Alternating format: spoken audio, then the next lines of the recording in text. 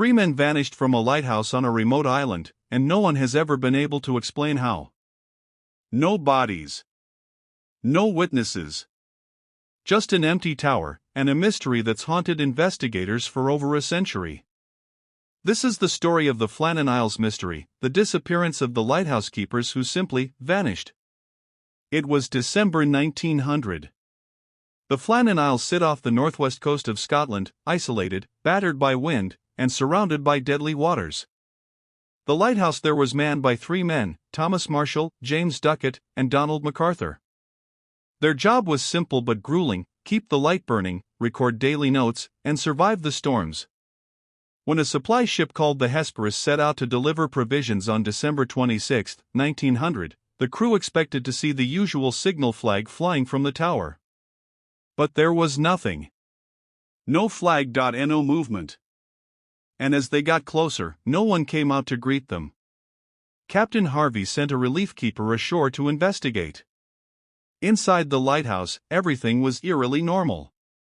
Plates were set on the table, a chair was overturned, and the clock had stopped. Two of the men's oilskin coats were missing, but one was still hanging by the door.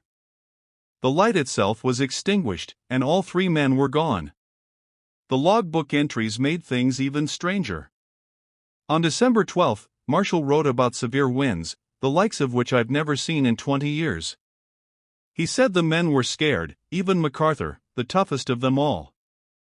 But weather reports later showed there were no storms recorded in the area that day. The final entry, dated December 15, simply read: "Storm ended. Sea calm." God is over all. Investigators pieced together a possible scenario. A storm hit unexpectedly, and one or two men went out to secure the equipment.